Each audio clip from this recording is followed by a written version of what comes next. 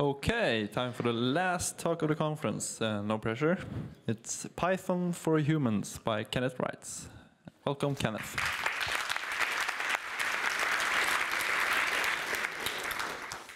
Hello, everybody. Can you guys hear me back there? Excellent. Who has had a great day so far? All right, I can't quite hear you guys. All right. So, hello, everybody. My name is Kenneth Reitz. If you'd like to, and I do hope that you do, you can, my slides are not on the projector. One moment. I had such a good flow going, too. Well, if you'd like, you can follow me on Twitter at Kenneth Reitz. There we go. If you know, I work for Heroku, which is a web application hosting company, effectively. I think it's the best place to deploy web applications written in Python and in many other languages.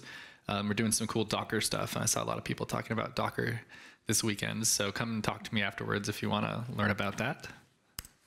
I'm also a member of the Python Software Foundation, and we've made some changes in the last year to the way our membership works.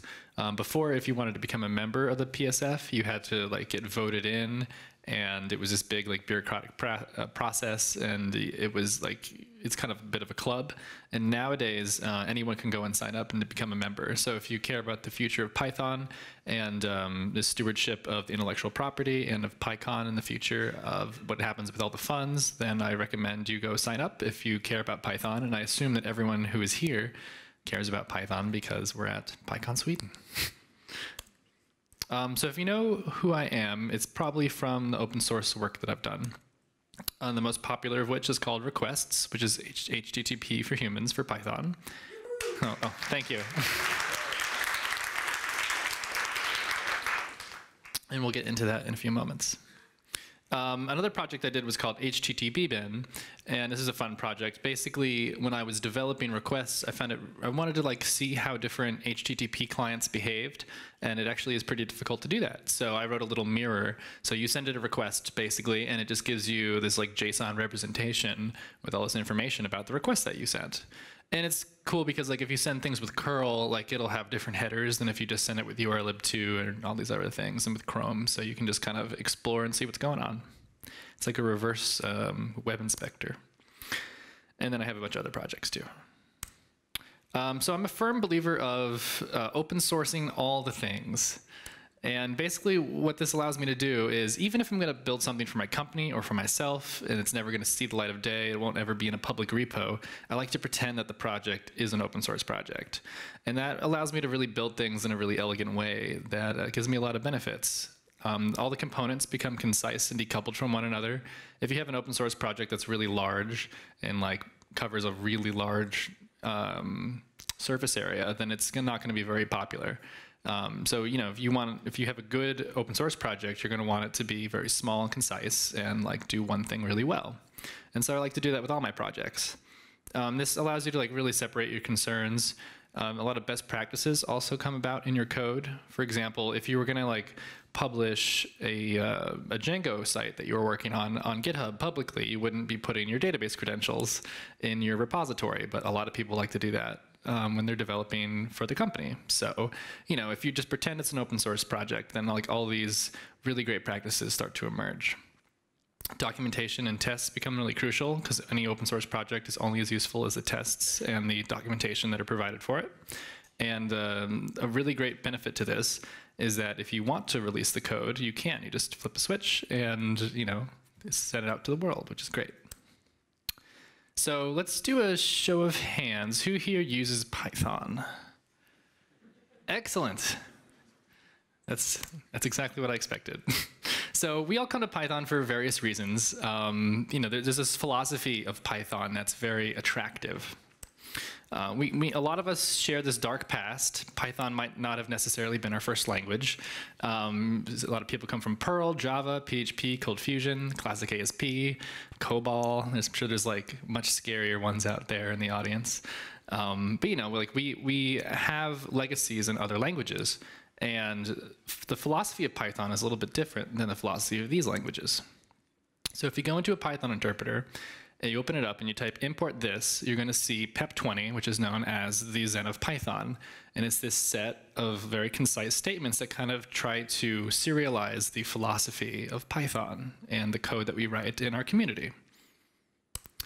And here's some of my favorite ones that we're going to talk about today. Beautiful is better than ugly. Explicit is better than implicit. Simple is better than complex. Complex is better than complicated. If the implementation is hard to explain, it's a bad idea. Unless, of course, you're talking about PyPy. Because that's impossible for anybody but Alex Gaynor to understand. And this is the most important one that we're going to touch on today. There should be one, and preferably only one, obvious way to do it. If you look at a lot of other languages, they're going to go out of their way to.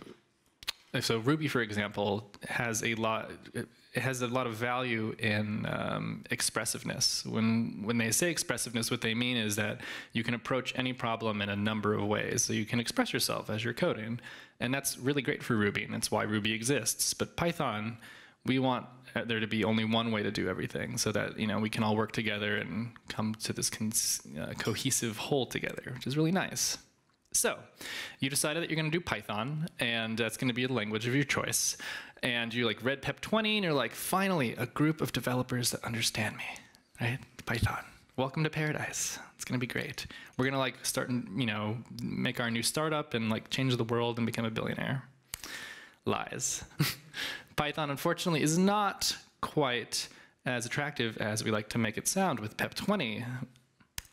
So we're going to take some code that we know in Ruby, because we're coming from a Ruby background, and we're going to port it to Python, and we're going to see what it's like. This is our first interaction with Python as a language. So what we're going to do here is we're going to hit the GitHub API, send a simple HTTP request, and get a response. Pretty straightforward. With the standard library. So in Ruby, what we do is we require the net/HTTP library and a URI parser. And then you create a new, you pass your URI in here, you parse it, and you store that. And then you create a new HTTP connection with the host and the port from the URI. And then you tell that HTTP connection to use SSL explicitly. And then you create a new GET request with that URL. And then you add basic authentication with the username and password, and you create your request, and you print your response. It's very verbose, but there's nothing that's unexpected in this code here. It's relatively straightforward, nothing that you would not expect. So when you go to implement this in Python, there's a few things you have to ask yourself. The first of which is, what's Python's version of the net/HTTP library? And you'll find a plethora of answers on the internet. There's the HTTP library, the HTTP-lib2, URLib2, URLib3. There's many options, and there's not just one obvious answer. So several hours later, after you're going and looking for all this stuff, you're going to come up with the best practice code from the documentation. And here's what it looks like. So what you do is you import URLib2, and you have your URL, and then you're going to create a new request object from that URL. And then you have a password manager, which is called an HTTP password manager with a default realm that you're going to store. And then you're going to add a password into the password manager with your username and password for GitHub. And you have to pass in the URL as well, for some reason, into the password manager. And then you're going to create an authentication manager, which is different than a password manager. It's called a HTTP basic authentication handler. And then you pass in the password manager into the authentication manager. And then you create an opener, which gets passed in the auth manager for some reason. And then you install the opener, and then you can open the URL, and you can read it like a socket. This is the code. Well, we'll get there. All right, so there's actually more. I lied. So when you send a request to the GitHub API, if you're asking for an authenticated resource, a lot of APIs, instead of giving you a 401, which is give me credentials, it'll give you a 404, which means I don't know what you're talking about. So you have to send the correct credentials before they'll verify that that resource exists, which is really nice. And in Ruby, we explicitly said send this, username and password to this URL, and it worked perfectly like we asked it to. In Python, we also did that. We even told it the exact URL to send that username and password to, but this is implemented to the spec, and according to the spec, you're never supposed to send username and password unless it's a 401. So we have to override that default behavior, and it's nice that we can do that, but it's a bit of a pain. Bunch of stuff you got to do, so that sucks.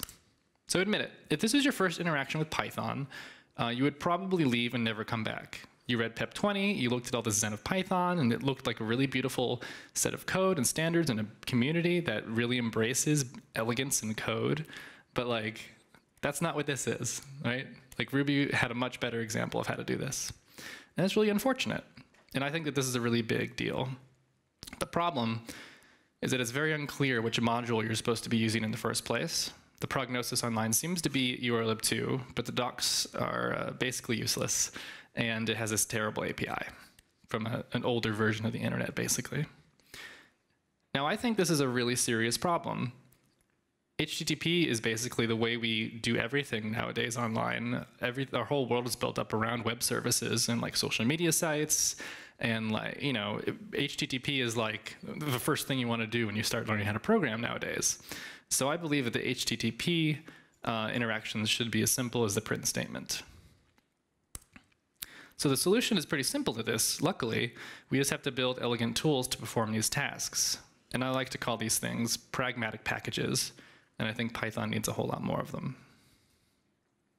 So pragmatic means dealing with things sensibly and realistically in a way that is based on practical rather than theoretical considerations. So if you go and you look at the Ruby code, it wasn't necessarily pragmatic, but it was very straightforward, and it wasn't trying to there wasn't a bunch of stuff in there trying to solve theoretical use cases. And if you look at the Python version of that code, you had to bend over backwards to use it properly because it's trying to consider every theoretical consideration. And in doing so, it made it really difficult to use for everybody else, which really sucks. So I like to call packages like this Python for humans. So we're going to look at this HTTP code, and we're going to break it down to its core. If you look at HTTP, it's a relatively simple protocol. You have a small set of methods with consistent parameters. You have some methods called head, get, post, push, put, patch, and delete. And they all accept headers, URL parameters, and body and form data. Pretty straightforward. If you look at urlib2, it's really engineered. It completely ignores all of PEP 20. The docs are really hard to read. HTTP is really simple. urlib2 is not. And this really scares people away from Python. So I wrote something that I think is a lot better and solves this problem. It's called requests, which is HTTP for humans. So this exact same piece of code that does this, now you just import requests, you have the URL, your username and password, and you open a GET request with username and password, and you get your response. And that's it. It's 4 lines. Yay. Achievement unlocked. We have a small set of methods with consistent parameters. We have a head method, a get method, a post method, etc. And they all accept headers, URL parameters, and body and form data. That's it. Very simple, very straightforward. Go and do this. Do this for everything. The litmus test is that if you have to refer to the documentation every time you use a module, you have to either go find a new module that does it better or build it yourself. And this is something that we should do with everything that we do. And to do this, I think it's a really great idea to fit the 90% use case. There's a lot of users out there when you're starting to build a tool like this that'll kind of take the urlib2 approach, or want you to, and they'll be like, well, I have this really crazy day job where they have this crazy VPN set up and proxies, and I really need you to support this use case. And when you listen to everyone like that, that's how you end up with these crazy APIs like urlib2. So it's really important to step back and be able to say no to a lot of people, and to just focus on I'm building something for the Python community, not necessarily for every single member, but for the 90% use case. And I believe that the API is all that matters in code like this, and everything else is secondary. And I mean literally everything. Features, efficiency, performance, corner cases, all of these things are really important, but they're secondary to the API itself. So to do this, what I like to do is I like to write the README. So I sit down before I write any code at all, and I like pretend that I've written the code, and I start showing someone how to use it. So like for the requests, I was like, the request is blank. You give a little sales pitch, and then you're like, usage example, and then you're like, import requests, and you start like interacting with it and playing with it. And you haven't written any code yet at all. You don't know how hard it will be to make this possible, but you just pretend that, that it's written already, and then you can start designing it very elegantly, and it works really well. This is called README-driven development. And it's my favorite type, personally. I do that instead of TDD. And then you can pivot. So at first, request was really not a very powerful library. The API was very stable, and it worked, but it didn't really do a whole lot other than what I just showed you. But it really deeply resonated with a lot of people, and its features grew over time, and the API was never compromised. So today, it's ridiculous. It's been downloaded 46 million times. I need to update this slide, sorry. It has cookies, sessions, content iteration, decompression, file uploads, asynchronous I/O, keep alive, connection pooling, callback hooks, proxies, OAuth. The list goes on and on and on. And all these really major companies use it, and it's great. Like every single internal API call that Amazon uses for controlling all of EC2 and S3 use requests, which is really cool. I'm really happy about that. So it's a really popular package, and all I did was I sat down and made the API better, basically. So cool story, bro, right? Why am I telling you all this stuff? Basically what I'm saying is that we need better APIs as a community, and we want them, and it's really worth your time as a developer if you go and build these things. If you have a particular area that you're working with some terrible code all the time, you can help the whole community by making a humans API for that thing. And it's worth your time as a developer, I guarantee you, because these things really take off, and it's worth everyone else's time as users. If you can save 10,000 people 1 hour of time, that's a tremendous impact you've had on society. And that's just when you're getting started with the library. So that is one of the larger barriers to entry for the Python ecosystem. And I'm going to kind of go over some of the other smaller ones if we have enough time. How much time do we have left? 10 minutes, cool. Does that include Q&A? Okay, I'll go quick. So I basically sent out a survey to a bunch of people that teach Python, and they came back with some things that really stumble a lot of Python users.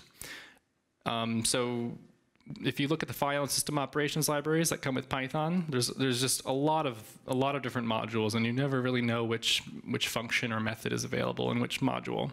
So you have sys, shutils, os, os.path, io. It's really easy to get all of these confused. It's really difficult to run external commands in Python. Very, very difficult. If you look at a lot of other languages, they may make that more of a priority. So you can do more Unix-style programming where you're piping things around.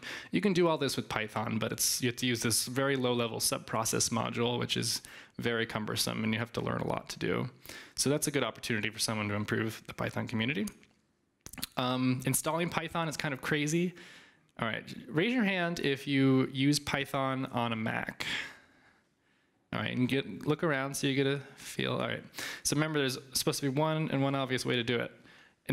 Raise your hand if you use Python 2 primarily. Raise your hand if you use Python 3 primarily. Did you install Python? Do you use okay, raise your hand if you installed Python from Homebrew. Okay, raise your hand if you installed it from source. Raise your hand if you installed it from the installer from python.org. Raise your hand if you use the system Python. All right, so no consensus in any way, shape, or form, which is a problem. And there's all these other little nuances too. You have to pick a 32-bit or a 64-bit build. If you're building for OS X, you also have to choose if it's a framework or a Unix build. So there's just all these things that are there's not a sane default, and that's really unfortunate. Python and packaging and dependencies.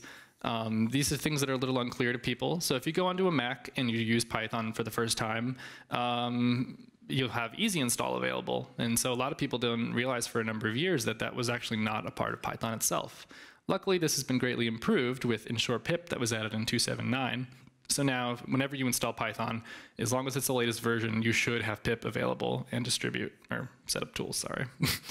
And this is really great. So this has been improved a lot, but it's still like a big, hairy thing. Like I saw someone the other day complain about easy setup. I don't remember if anyone remembers that. It's like this old thing that we used to have to deal with. And so like the whole packaging and dependency world could use some improvement. Date times are kind of crazy. I'm not really going to get into this too much, but there's a lot of modules. There's date, time, calendar, date util. If you install date util 1.5 on Python 3, it just gives you a syntax error. So there's 2 different versions released. It's crazy. Time zones are a thing. The standard library can generate but not parse ISO 8601 dates. We're running short on time, so Unicode. Testing, blah, blah, blah. All right, cool. So I have come up with a solution to these problems. Not a solution, but a platform for other people to have a solution. And it's known as the Hitchhiker's Guide to Python. You can go to python-guide.org, and it's a big Sphinx project, effectively, that is hosted on Read the Docs. And it's been written by over 200 people at this point, which is really great. And it's being published on O'Reilly soon, which I'm really excited about. And it'll be continually updated.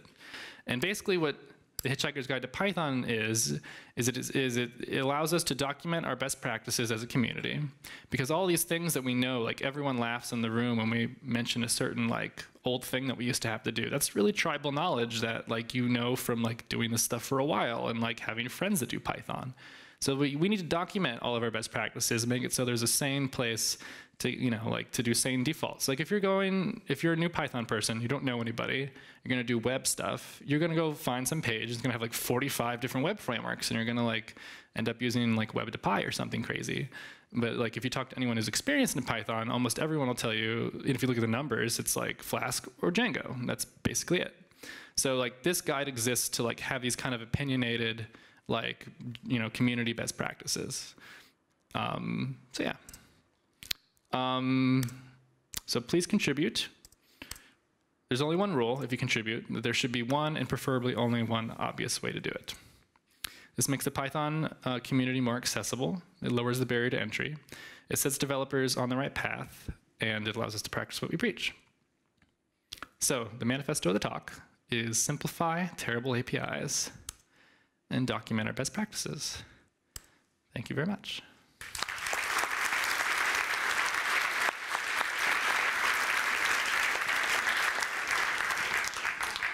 And I believe we have time for questions. First, thank you for a very inspiring talk. Thank you. I have a slightly talk-unrelated question, but when will request support HTTP 2? So there is a library known as Hyper that is written by one of our core maintainers, and it is an HTTP 2 library for Python. And the goal is that eventually it will be stable enough and like done. And when that happens, we'll be able to put it right into requests, and you won't even know. It'll be great. So until then, use curl. Yeah, you can. Well, if you install Hyper now, you can. That comes with a transport adapter, so it's like 2 lines to use it in requests today, but it's not built in yet. So once it's like more production ready, then it'll be baked in. Thank you. Absolutely.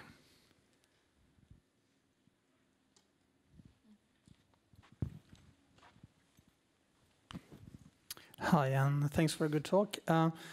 About 2 years ago, something like that, there was one woman presenting at PyCon US about the sorry state of installing Python on Windows. So basically, she was raising the same issues that you are now.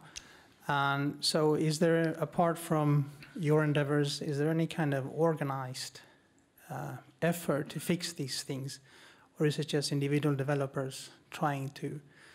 Because, I mean, for me, it's easier to install Python on Linux than it is on Windows, basically. And there are like at least two alternative ways to deploy things for specific audiences on Windows in Python. So I'd say that most efforts in the installer space are usually owned by a single person, but supported by the whole like C Python community. I don't remember the name of the person that does the Windows installer, but it has been greatly improved in the last couple of years. There's still some things that I wish it did, but for example, now there's a little checkbox to add like the Python directory to the path automatically. Like before you had to do that manually, and I believe it'll also add the scripts directory as well. If it doesn't, then I'm very upset.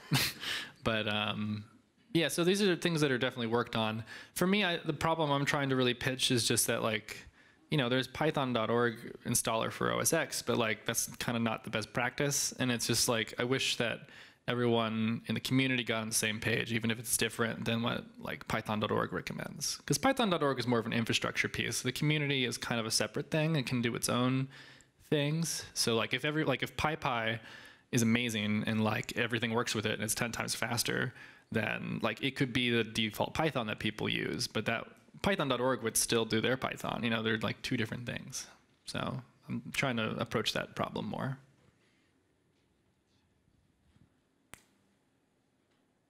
Okay, so there are other languages still out there like C, which there are a lot of useful APIs written in C, and it's really easy to develop bindings in Python. So what's your take on, should you sort of expose the C API as it is in Python? That's one way to do it, basically using Swig or other tools like that. Or should you try to do it more Pythonic, and what's your sort of general advice?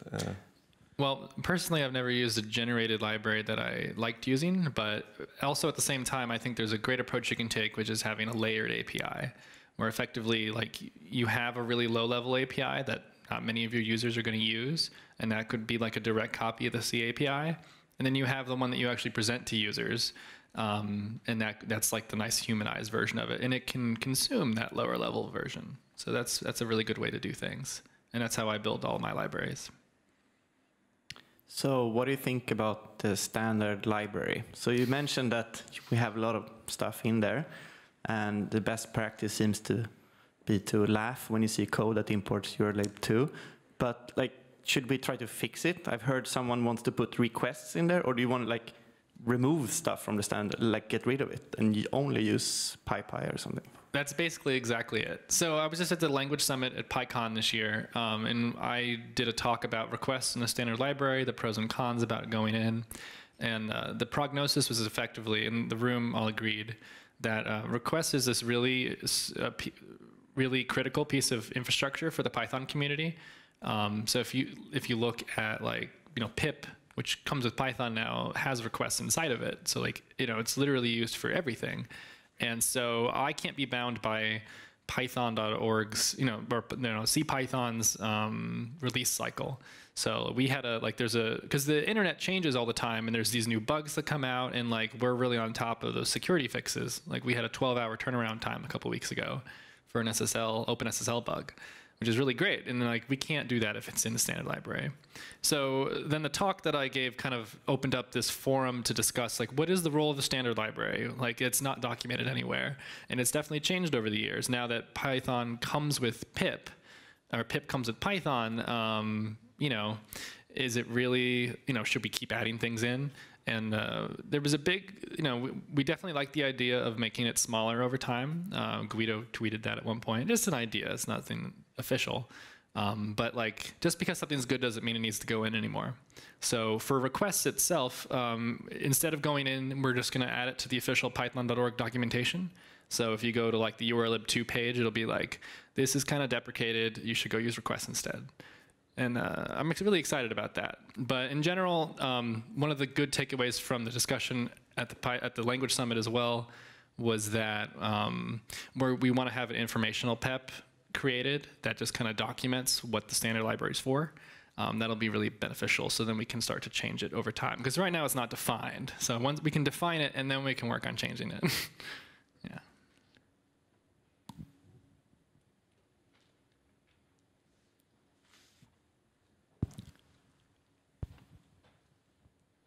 Hello. So you've obviously written a module yourself to pip.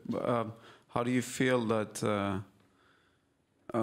your experience with that? Is it easy to come in to write your own? And if so, would that be good to post on? Maybe you have it on Hitchhiker's Guide, but just to how's your experience to write this request? Once you know what you're doing, and once you learn it, then it's easy to repeat it. But no, it's not easy at all, unfortunately. The tooling has been improved a little bit over the years, and we're making some strides. But like, in order to find out how to, even to find out what the package index is and how to upload things, it's not a very pretty process.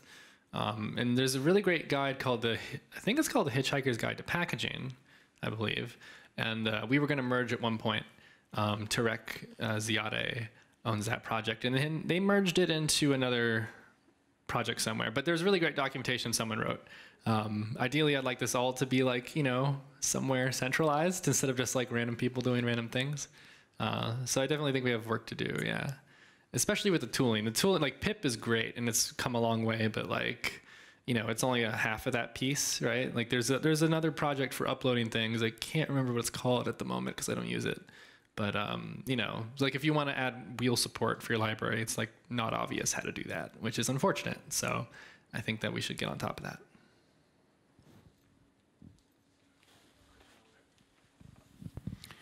Hi. Thank you for requests. It's great. Looking at the code, I've noticed that you have brought in libraries like URLlib Correct. into your source code, which has benefits. I tried to find some documentation on how you do that, how you maintain that, what was part of that decision. Is that something we should all be doing for our projects? Can you talk a little bit about how you manage the dependencies there and why? Yeah, so right now requests, it's called vendoring, when you take a source tree and instead of depending on it like a normal dependency, you actually stick the source into your code.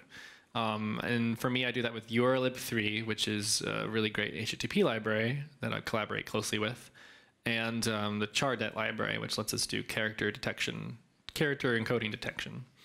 And so basically the way I think of this is I think of my library like an Apple product. So like if you get an iPhone, you don't know what, you can find out, but like you don't know what chips are in it. You don't care. You just want to use it and have it be a really great experience. And so I want that to be the case with my modules. I don't want there to even be the possibility of someone installing a wrong version of a dependency and have something break and have weird compatibility errors. Like, I want to avoid all of that. And so I even go so far as to ship an SSL CA cert bundle with requests that can be updated separately. But basically, like, I don't want to rely on the system certs because, like, you're going to have problems all the time. If you look at Firefox and you look at Chrome and all these web browsers, they don't use those either. They have their own set. So I do that as well. And so that's kind of the mentality I have. I don't think that's something that all libraries should do. It makes a lot of sense for requests because it's so widely used that ideally I want it to make it so someone can just take the directory and commit it into their project, and then the whole thing's there so that their project doesn't have any dependencies. And that's really the main goal.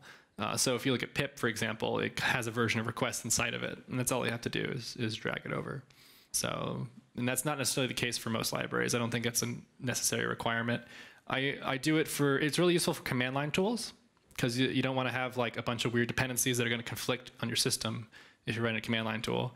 And I think it's really useful for like infrastructure, like, things that are going to be absurdly installed, basically, so you want to reduce the number of conflicts as much as possible. And that's a pattern that's more popular in the Node and Ruby communities. Hey, so I was just wondering, your lib2 was just an example, I guess, of Python APIs that need improvements. Do you have other examples that are unsolved, like maybe Python APIs that don't have the equivalent of requests and that a bored developer here could fix? Yeah, I had a few slides at the end that were I didn't show the APIs, but just talked about them. So the sub-process module is the one that comes to mind the most. It's very powerful, but it's very hard to use. And I've kind of taken a stab at it before, but not properly. So I think that would be a really good one. And there are many, many others. You can do logging and date times and if you just talk to any developer, there's thousands and thousands of things that could use improvement.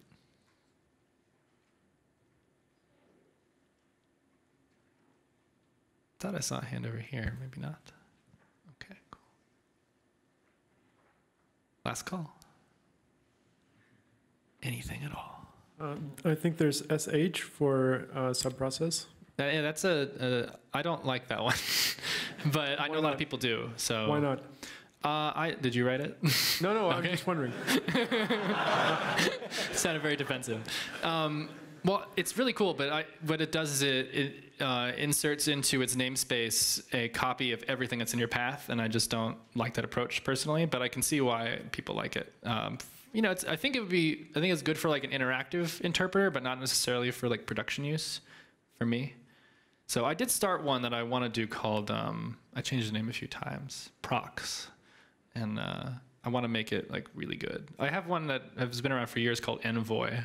And it works really well, but it's like really simple. But yeah, a lot of people use SH. And there's another one, I can't remember what it's called off the top of my head, but there's like, you know, a lot of people are solving this problem. And there's also like Fabric. Fabric has a really good SH thing as well. So, you know, the more people are solving the problem, the better. So we can all like, as a community, kind of just gravitate towards the best one and move forward. Another example of a great library that has been implemented superiorly is docopt. Docopt is this amazing thing for command line argument parsing because optparse and argparse are absolutely wonderful to use.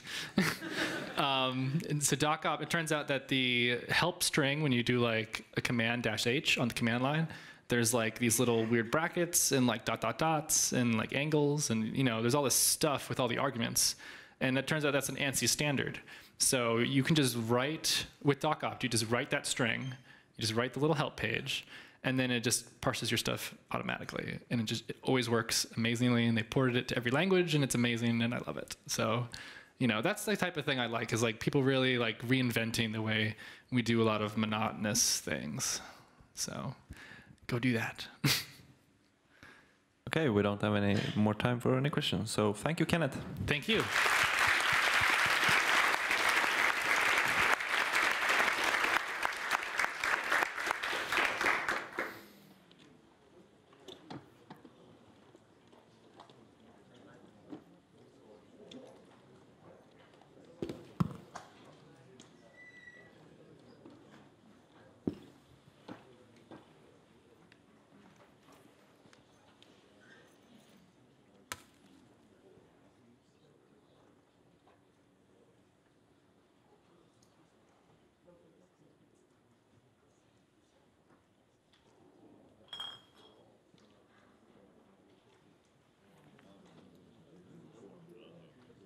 So that's it. Thank you, Kenneth, for that amazing talk. And I'd like to extend a big thanks to the audience.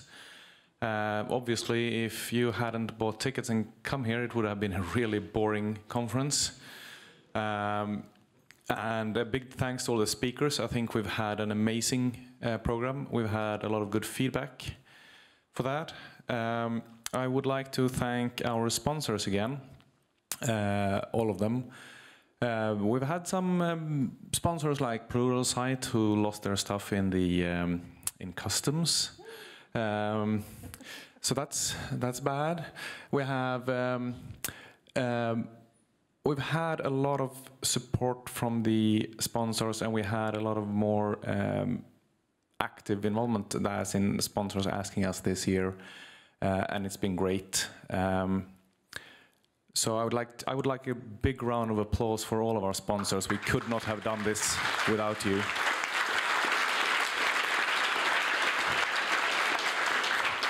And the sponsors is a really huge thing for us, because doing a conference like this is a huge and very scary thing, because let's say half a year ago we have an idea that we're going to do a conference. We have no money, no venue, no speakers. And without money, we can't get a venue, and you have to book the venue early.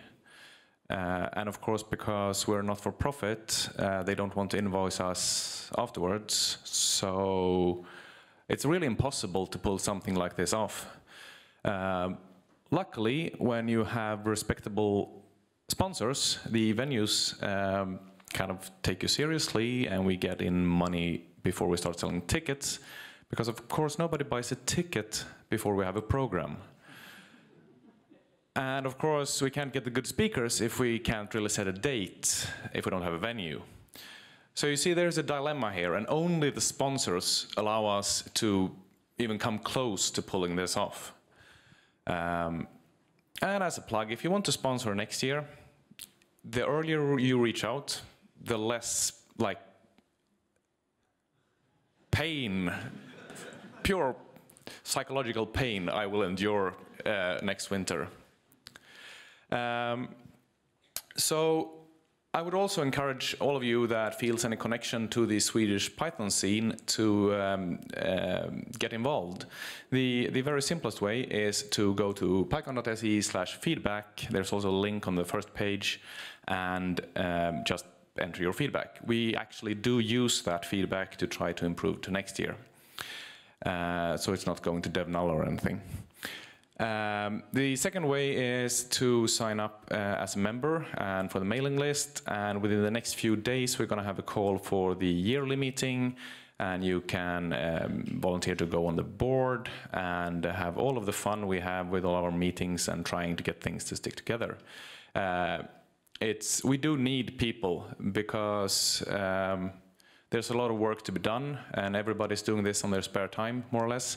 So if you feel could be something that would interest you, just sign up, come to the yearly meeting, which will be held somewhere in Stockholm, and see if this could be something for you. And for the ones that I would like everybody with a grey t-shirt that says PyCon Sweden up on stage. Because we've had, I think, an amazing set of staff this year. The volunteers have been amazing. We've had, as far as I know, no issues whatsoever making everything work. So I would like a huge round of applause for all of our volunteers. Thank you. Take a bow. Bow. Bow.